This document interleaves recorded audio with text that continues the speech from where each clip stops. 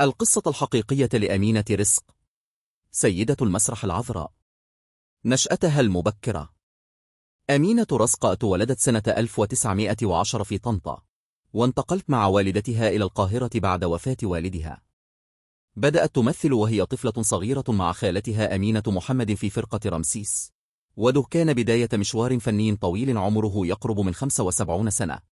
بدأت فيه كممثلة هاوية وأصبح فيه رمز من رموز المسرح والدراما.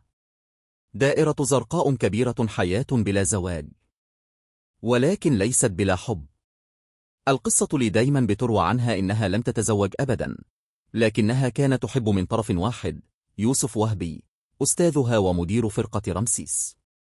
هي بنفسها قالت إنها أحبته حب كبير، لكنه لم يبادلها نفس المشاعر، وكان شايفها كتلميذة وفنانة مخلصة فقط. رغم ده، فضلت وفية له طول حياتها، وما ارتبطتش بحد تاني. كان فيه نوع من الحب الصامت المخلص، اللي عاش جوءها ومات جوءها. كنت أعيش للفن، لكن قلبي كان ليوسف وهبي.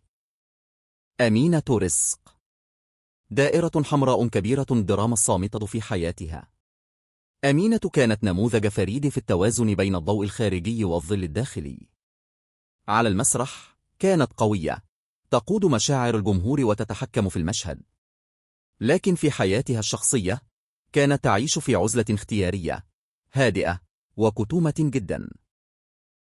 البيت بتاعها كان مليان كتب وسكوت، ما فيش ضحك عالي، ما فيش زيارات كثيرة، حتى أصدقاؤها المقربين كانوا يعدوا على أصابع اليد الواحدة.